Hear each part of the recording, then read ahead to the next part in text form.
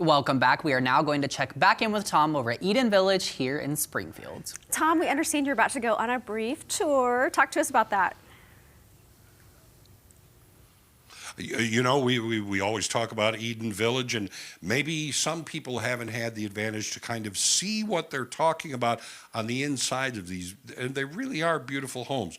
So I have two of the founders with me, Dr. David Brown and Linda Brown. First of all, thanks for having us over. Okay, while we're talking, we'll let the camera kind of roam around a little bit and see what's going on, but what got you involved with this? I mean, you know, you have to be really happy with the row it's gone down through time. Well, it's gone way beyond our expectation. What we really did is we moved downtown and started mixing with homeless people downtown. So Linda had the idea, why don't we open a place downtown and have a drop-in center, get them off the street and get to know them. That was our reason for doing it. So that's how we started in 2010. We've been doing this. Yeah.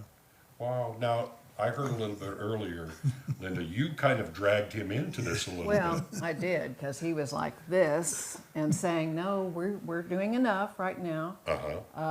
We've got our drop-in center, and it's going well, so we're doing fine. But look who won. Yes, you're the champ. I mean, that's it. Yeah. This has to be a place of pride for you, but not in the bad way. I mean, just you've got to be really happy with the way you've been able to help people. Well, it's gone way beyond our dreams, and you're exactly right. It gives us a purpose every day. You know, we're retired. We want people. No, to you're not. No, you're No, not. no such thing.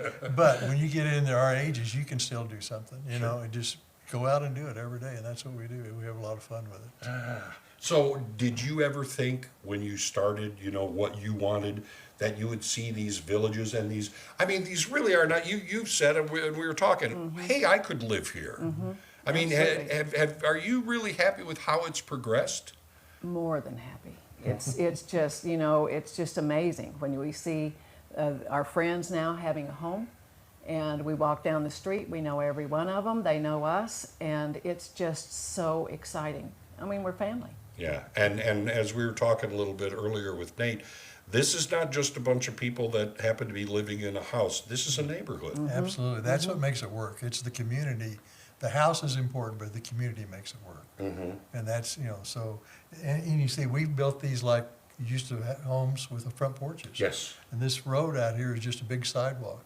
And that builds community because we can't walk down the street without walking up to somebody if they're on the porch and talk to them. Yeah.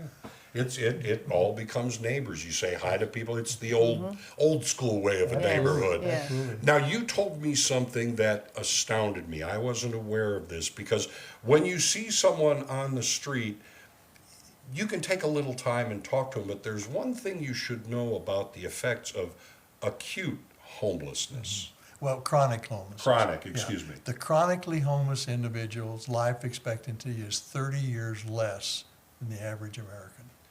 30 years. 30 years less. Yes, and our average age here in this village is 55. They're at their demise state.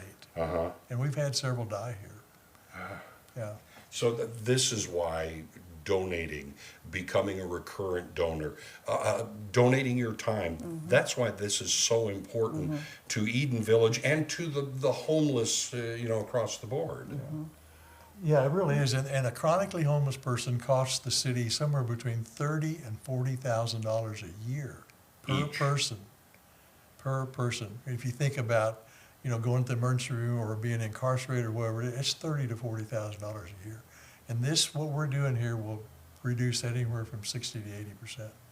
Okay. What do you think people can do on an individual level?